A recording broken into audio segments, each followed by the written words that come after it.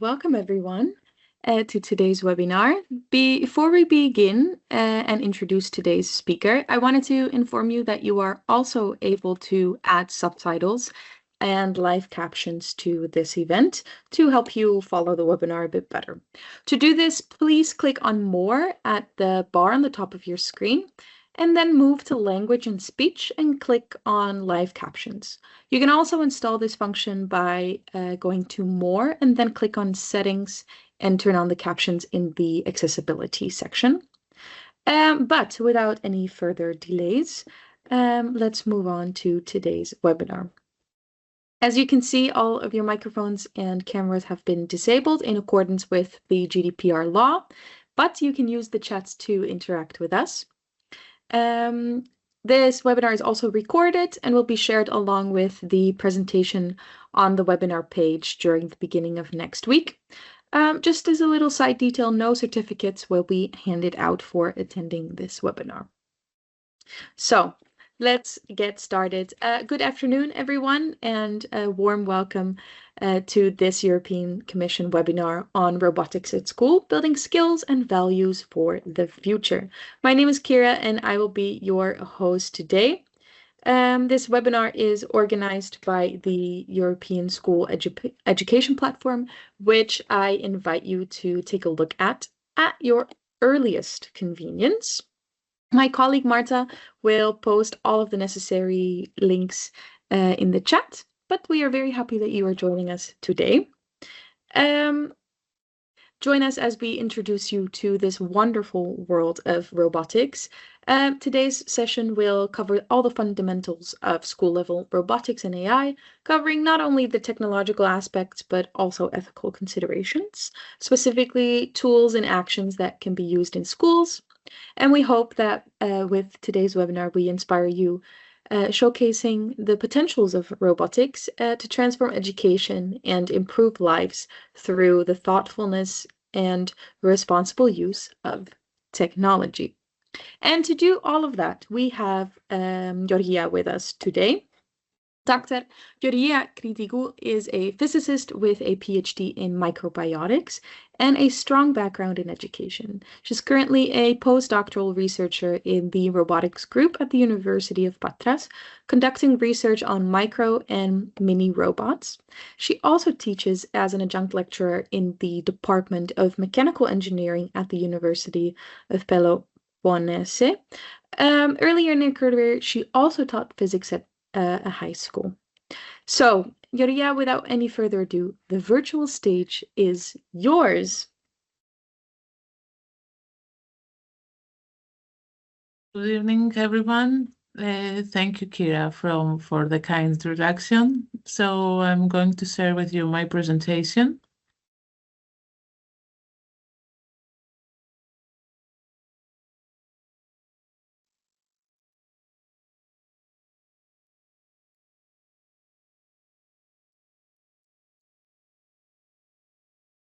So, as Kira already mentioned, and I have to say with the correct pronunciation for Greeks, it's what I usually am called as Georgia. And today we're going to talk about robotics at school and how with robotics we can build skills and values for the future of our students. And as has already been mentioned, I'm going to talk to you about this not only as a researcher in microrobotics, but also as a school teacher. So, first, here is the table of contents for my presentation. First, I would like to make a short introduction to education and robotics. Yes? Can you try resharing your screen again? We are having some issues following the slides. Okay. Okay, I will close the camera if it's over for the sign. No, it's the slide. The slides weren't going where you wanted it to go. Okay.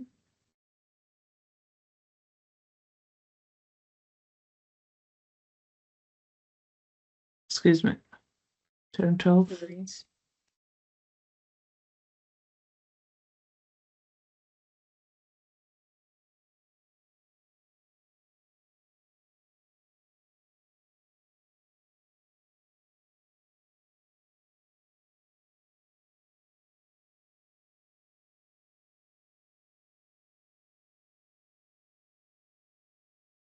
And while we briefly wait, ah, perfect. I can see it's already coming back up. Okay. Are we okay? Yes, now we are all good. Thank you so much. Okay. So the contents of nowadays of our presentation is an introduction to educational robotics. Then I would like to talk to you about the skills that we can build with school robotics and the values. It's our next chapter. And finally, we'll provide you some material that is available and projects that have already been implemented and competitions where the students can participate. And of course, at the end, we will have some conclusions. So let's start with, I would like to introduce you to the world of education and robotics. Starting with the question, why shall we do robotics at school? And the first reason is that we live in a world that doesn't stop to change. Just think how the computers used to be. The picture upright can show this old reality. And where we are nowadays, how the technology, which is the progress of the technology, how things have considerably changed, and how the world has changed. And it's a big fact that because we don't know a lot of things about this change and how to handle the technology, we have and really important issues and problems with the bad use of technology. So we have to educate people how to work on this. And of course, school plays a crucial role on of this thing. And I can say that yes, robotics can be used as a very strong tool in order to teach our students how to approach technology in a good manner, in a good way. What is education robotics? So I will start from what robotics is. Robotics is a research area which counts many decades now. It's not that recent because that integrates three main parts of engineering: mechanical, electrical engineering, and programming.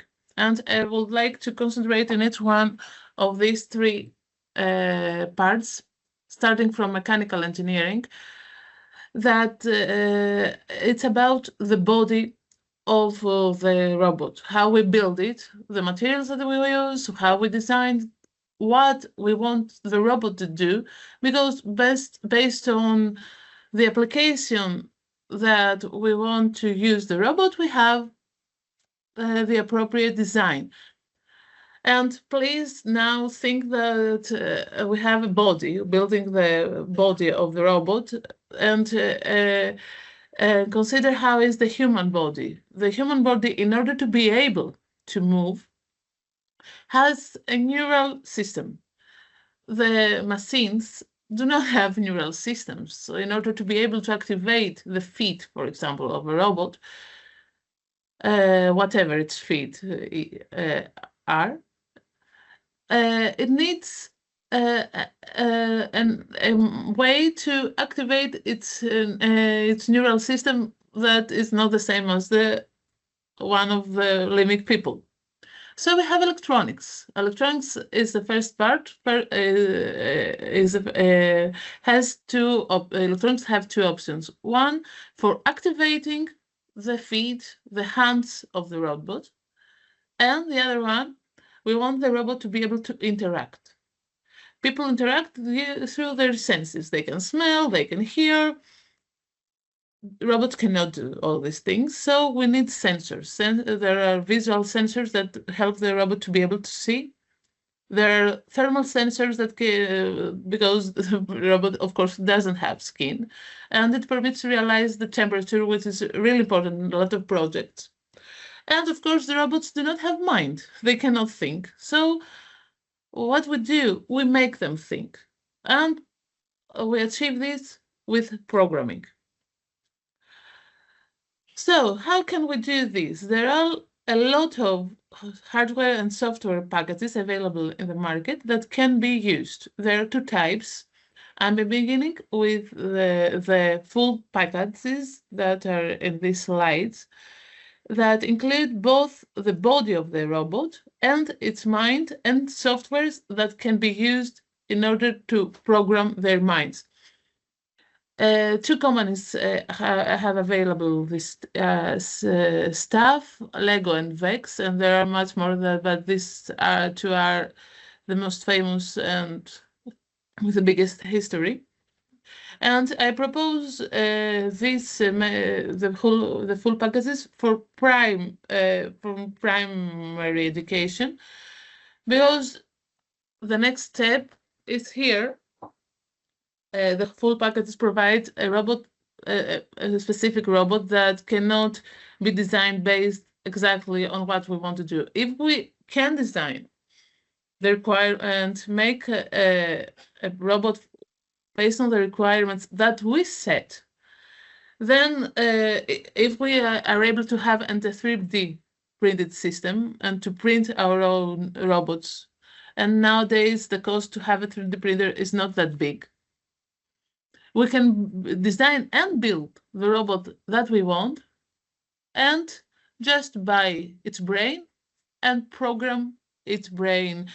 There are a lot of robot brains available again in market and softwares in order to program them. The most famous is Arduino, and we use it even for research, not only at school. And the last years, Microsoft has created also some interesting packages that are cheap and can be used. And the microbit here, you can see how a microcontroller is and how it communicates with sensors, with the computer that we use in order to handle a robot, and so on. In both slides, I have available the links for the that you can see in order to take more information about the product. And of course, as I mentioned, there are more. So how can we integrate uh, robotics in our classroom?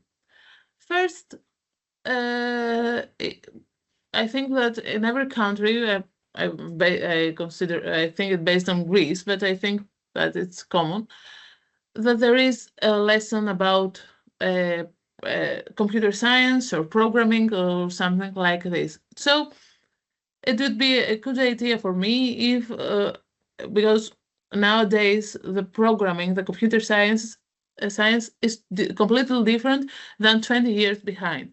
So it would be a good chance to change a little bit this lesson and to increase the subjects that include taking into account and AI and maybe why not robotics. But if this is not possible, we can do robotics and AI through math, science, and technology. And I think one time, once when I was teaching at school, we did an exercise in maths on functions and how we optimize our function. And I told them, oh, you just had your first robotics lesson because when you optimize something, the based on the robotics when we're programming how to optimize the thinking of the robot. If we don't want to do it as a part of our curriculum, thereafter we can we can concentrate students after school and make clubs or competitions. And of course, as members of the team of professors and so on, we can discuss for cross-disciplinary projects. For example, I had seen a very nice idea.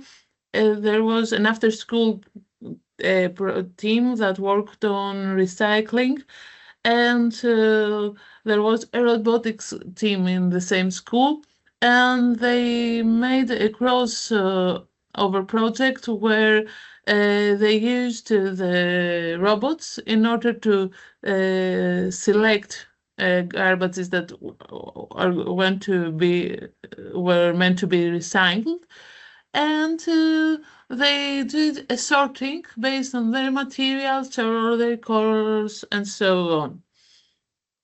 And based on all this, we can easily realize that the teachers and, of course, the school are the basis for all these ideas and all these projects. You are going to be the key. You are going to support your students in order to achieve all these. And of course, it's really important if the school where you work will support you to innovate and to do different things. And if the parents want being supportive, they will be really welcome, and why not, and the other people from the community. So we learn what robotics area is. We learn what how we can approach robotics at school. Let's see what skills we can build at school with robotics.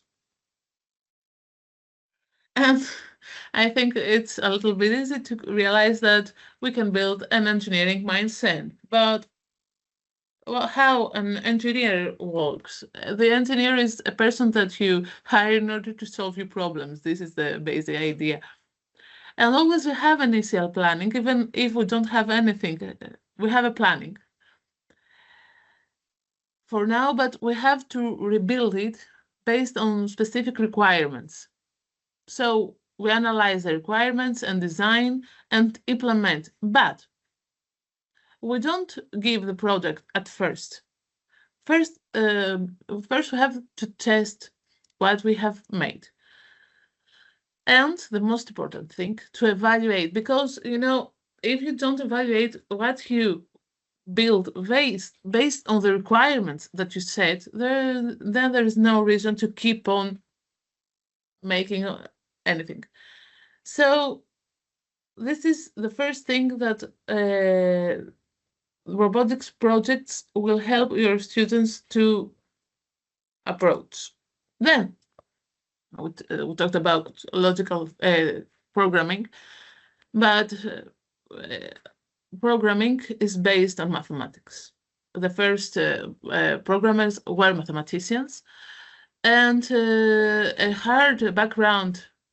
strong background in mathematics has already built you the basic logical thinking that you can use in programming, and that can be used later in robotics. So what are the essential soft skills in order to be someone programmer? To analyze the information that selects,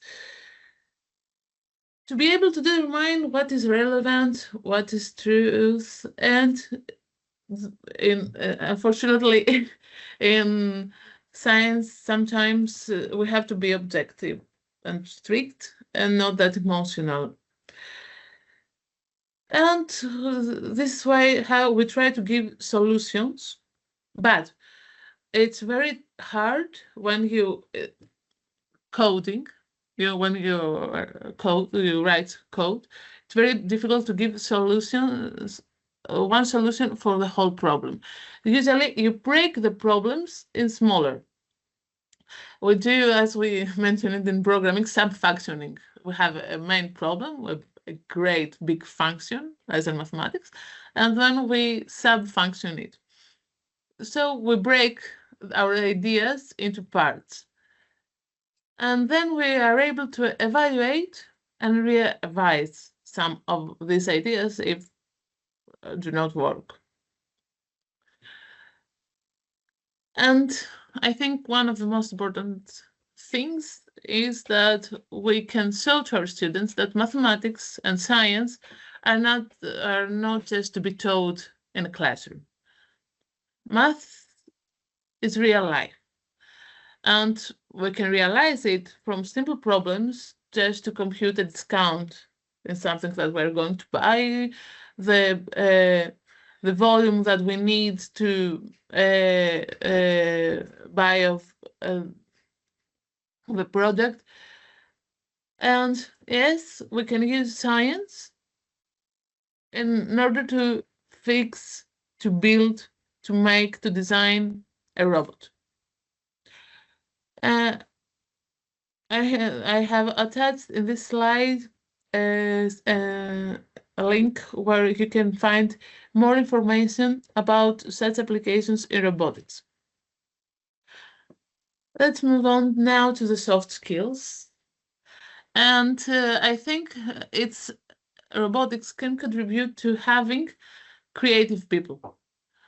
And generally, when you have a problem and you're trying to find a solution, sometimes the solutions may be many. And this is where the divergent thinking begins. You have to, and it's the time to be a little bit stochastic, I think, to say, oh, I may do this, I may do that, and what's going to work. And in science, when we have it's very possible sometimes to have millions of of solutions for the same problem, and we have to select one. And sometimes there are methods that contribute to having a stochastic solution, a random solution. And this is how we conclude to convert a little bit our thinking. And when we select the one idea from the millions that were available, we're ready to prepare our prototype and test it. And when we do it and the implementation of our idea is completed, you have again to evaluate it. You see, the evaluation never stops. And so back again, we define the problem and we see, based on the evaluation, if have come close to what they thought at the beginning. And as I mentioned at the very beginning of my presentation, uh, robotics integrates three very big scientific parts: mechanical engineering, electrical engineering, and programming. So we can easily realize that robotics is a teamwork. We need, it's very hard for one single man to run big or small and big, I'll say, robotic projects for a long time. It's a teamwork, so you have to collaborate. And a lot of times you have to manage time or to project because the electronics cannot be integrated if you don't have the body of the robot. So you have, if you want to go on with your research, you have to keep a specific schedule and so on to plan your project. And of course, when we talk about teams, we talk about communication. You have to be able to speak to the others, to be polite, to be able to write down your ideas, and to be able to communicate visually. And these are the basic skills, I think, that could be built. But for me, and I think it's really important, and I think for everyone, to build values at school and using school robotics. And the very first one is the resilience, that it's not embarrassing to fail. The main idea is that if you don't fail, you won't gain. And I think it's a big truth for your whole life, because uh, failure has a very bad, creates us a really bad sense when we were here to this world. But this is not true. And, you know, people learn through through their experience, but their experience is really connected from the way that they feel. Robots do not feel. And it's a good when we educate a robot, for example, to do a job, and we teach them to learn from its repeated failures. For example, we have a humanoid that tries to come on your feet and try to walk. In order to achieve this, the robot, uh, it will pass a big number of failures in order to succeed to walk. And if the robot does not have a control system, an electronic system to realize what's going wrong, and it doesn't work, it will never succeed to achieve its goal. And when the kid will see a robot that learns to do all these from the failures, it will be really happy. So it will realize that with its senses, the failure is not that bad at the end.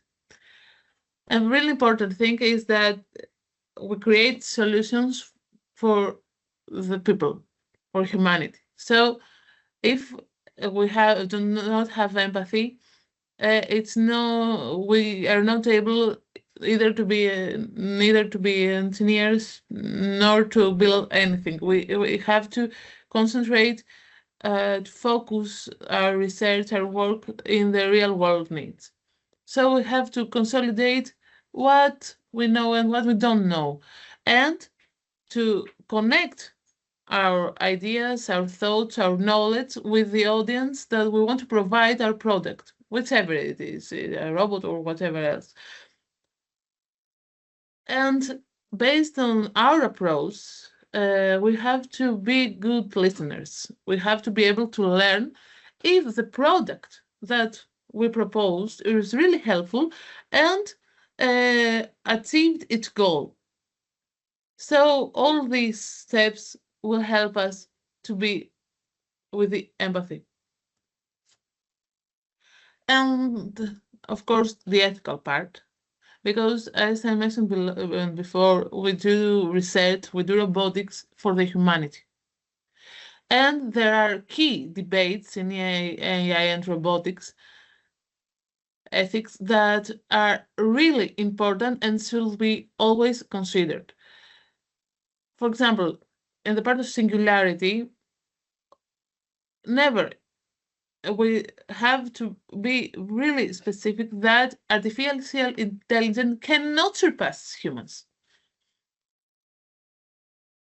When we recognize something that is morally relevant, we have to consider it in our final actions. We are trying, when we're making machines, we have to be sure that moral behaviors will not be implemented to prevent people from harms, and we don't want the robots to be dangerous. And there is a very significant part in robotics, which is it's not that much at school, but it's really important in research, which is human-robot interaction. It's a big research area in robotics, which are methods that where humans can collaborate with robots in order to help people, not replace people. And another thing, very important, AI and robotics cannot replace our sexual life. We can have a robot to help us at home, but we cannot have a robot as a friend. We have real friends, people, pets, but not robots.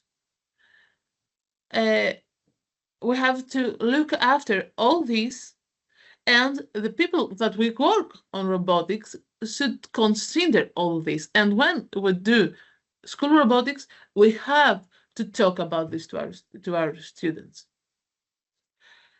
Of course, there is no, there is, all the people can do robotics.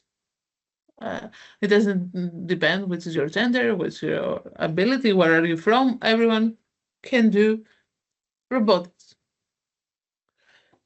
And to sum up with the part of the values, I think that if we show to our students examples where the robotics and as a result the technology help people, then the students will be inspired. Will say, "Oh, I'll do this because it's really helpful for humanity." And here we have, I think, the two really cute examples. On the one figure, we have a girl that cannot walk, and we have this assistant that erase her and help her due to her walking disability. And here on the other one, we have this cute boy with the vision disability that interacts with a special design robot that help him with his problems. And we move on to our last main chapter, where here I have available material, projects, and students and competitions where your students could participate. The first, in order to speak more educative now, with more educational, uh, in a more educational way, robotics is clearly a STEAM project is because it integrates technology, engineering, arts, maths, and science. So clearly STEAM. And when we begin to approach an educational method that we may be familiar, maybe not no more, we say, "Oh, how I'll do this? It's huge. It's a mountain for me. I haven't done it before." And I want to, because I show you more complex robots and so on. But robotics, it's mechatronics. And what is mechatronics? A machine with some electrical parts and programming. And it doesn't, if you want to fix a simple mechatronic system, it doesn't mean that you are going to fix a humanoid. You can fix a very simple mechanism with electronics and a programming method. And yes, you have started working with robotics. And here, I like to share with you a small video, to about 3 minutes, where you can see really interesting projects, STEAM projects for that are really close with the robotics.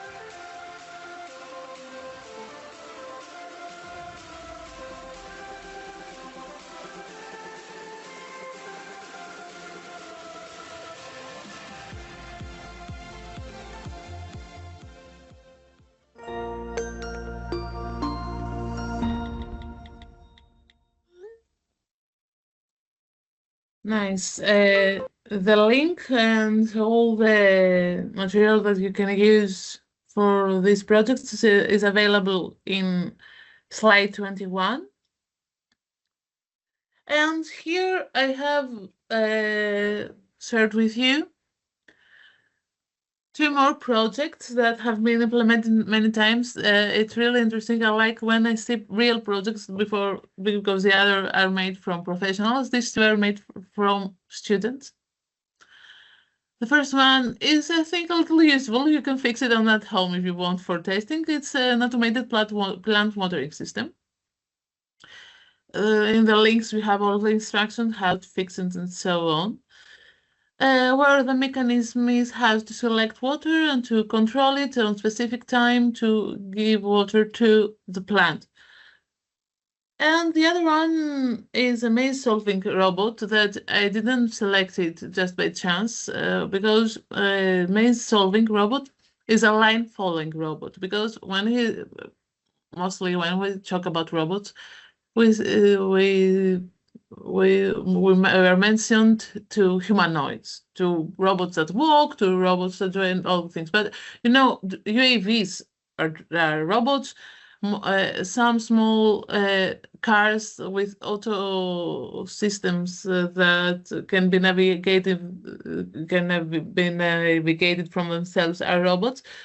And main solving robots, the following line robots, for example, that uh, based on what they see, they keep on following a line, and there are small cars without that can be driven all their own, are projects that are really students like to work because with these projects they can usually go to competitions. Most of the competitions work not only but most of them with mobile robots, with line following, with robots that are driven somewhere to do something. And here I have attached for you the most known competitions with the biggest one to be the World Robot Olympiad. But also Lego has a very nice league and the RoboFest.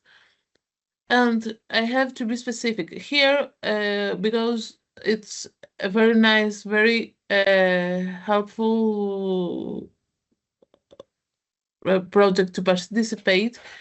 The students have to want this because I don't know if you are familiar with these competitions. I want to share with you a short description. How do you work? Your team goes there, and based on the category that you belong to, line following, fire fighting, there are a lot of projects, maze and collision avoidance. There are too many projects. You go with your team, and based on your category, you take a project that you have to solve this time in a specific this moment in a specific time rate with specific requirements, with specific parameters that you have to consider. So it's really challenging. And if you achieve these, and we have seen great achievements from students either at school level, either at the college level, we have seen wonderful things from these kids. They have to like all this process because it's really hard sometimes. So I cannot realize that we are coming to the end. I have to say that the time passed really nice, and I like that we talked about robotics in such a way because I wish from me to help you to realize that robotics is not just coding. If we use it correctly at school, we can contribute to building the characters of our students, of the people of the future. Because Yes, if you have a strong background in engineering, in robotics, in programming, you can build a good future for you can have a good job future. But it's not about the jobs, it's about life. Because, for example, the most important thing from me is that if you learn that you will gain from your fail, it's it's really important for the rest of your life. You are not really afraid to fail. You say, "Oh, I will fail. I will evaluate why I failed, and I will win." So I'm happy to say that I want to give to our students tools in order to save their tomorrow. And I'd like to thank you for your attention. And I'm ready now to listen to your questions. Wonderful. Well, thank you so much, Yodia, for this wonderful presentation. We got a lot of positive feedback in the chat as well. So I think we have some time for questions. Um, I had one question that was already asked earlier in um, in this presentation. Someone asked, do you think that primary school teachers should integrate robotics, or that's more a task for ICT teachers specifically? No, I think primary is not at the very beginning of primary school, but I think, for example, that because the kids come close to the technology from the very first day of their life. So I have strong the idea that if you teach the kids how to use technology, they will learn better how to handle it. So some technology lessons at the first classes of primary school, but at the last class of primary school, with a Lego package, for example, you can have, and we have teams in these ages. For example, I think, and in world in the Olympiad, there are teams under 12 years old. I think that the very first teams are about 9 years old. So yes, you can do it, and with Lego. Great. Well, thank you so much. Something else that I was wondering is, I mean, you've shared how we can implement robotics and how we can do this properly. But what would you advise like new teachers starting out to do? Because it can be a bit daunting, all of these different technologies, all these different ideas, platforms, websites, pedagogies to do this properly. What's your advice for teachers who want to do this? Very nice question. And the first thing that I thought when you started asking me is, what did I do? Because you may be educated for this part. I had, when I taught physics first at school, I had my PhD and I could do anything at the beginning, everything, and I didn't do anything at the very end. Because you have the curriculum, you have in Greece we have a really strict program for based on the lessons that we have to do to accomplish all this, and you want to be creative, and sometimes based on the curriculum you cannot. And what I did, because I tried the last year, I succeeded.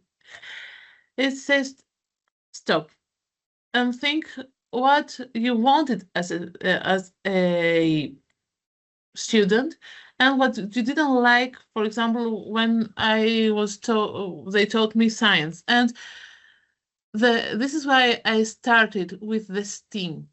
And I didn't mention at the very beginning robotics, RAS robotics. I proposed team because you can find very simple, small projects that doesn't need very complicated mechanisms. Just for example, and apart from think about the next slide. with automated water plant connector. This is nothing. It's very simple. If you see the steps, you can do it on your own. So the first thing that I propose is, in order to introduce yourself in robotics, just find a small project with a simple description, Mhm. and try to think how can you integrate it in your project, in your lessons.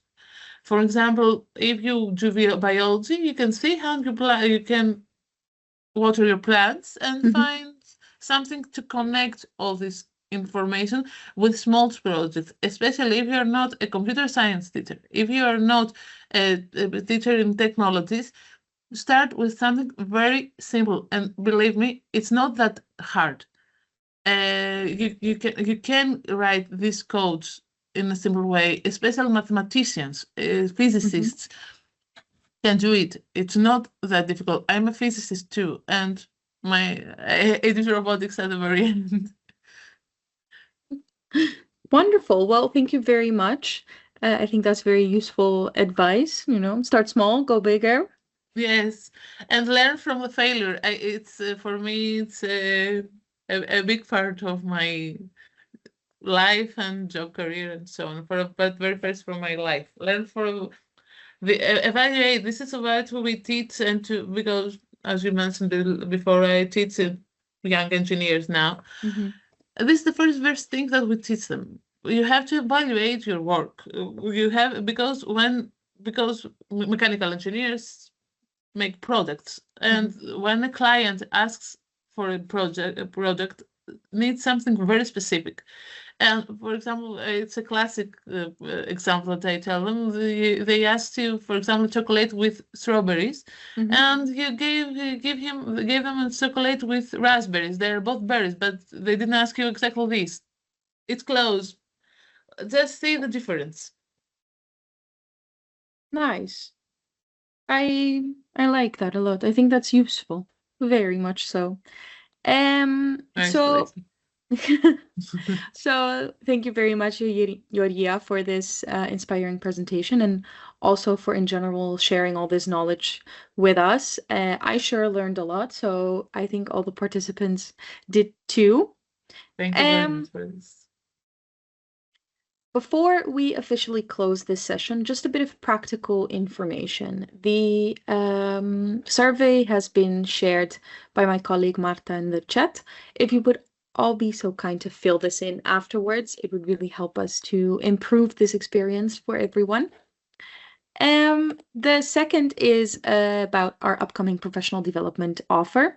We have some courses, webinars that are upcoming, and some useful articles as well for you to take a look at. So please visit the course catalog on the European School Education platform to not miss any of these exciting opportunities.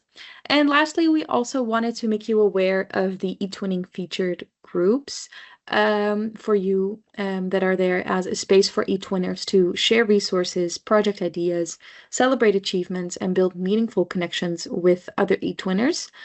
Take a look at all of the feature groups that are out there and join the digital skills or mathematics and science one to keep this conversation going.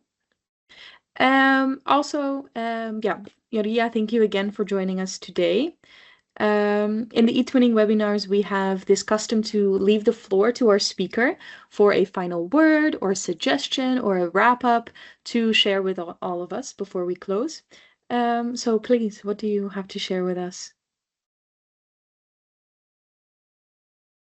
Uh, I will be really honest. I have participated in conferences and in other, but it's the first time, and thank you for this, that I had the chance to talk about robotics in a completely different way. I used to talk about robotics as a researcher, and I had a very nice chance to speak as a teacher that is in robotics, and it's really beautiful because when I was preparing the presentation, even if I knew most of the things that I I saw that really we can use technology in a good way and to build our future in a better way using tools that the humanity has built for its own good. This is what I want to remember from this presentation. Well, thank you very much. And thank you all. I wish you all a very wonderful weekend. And we hope to see you in June for our next eTwinning webinar. Yuria, thank you so much. And to all of you, have a wonderful weekend. Thank you all. Goodbye.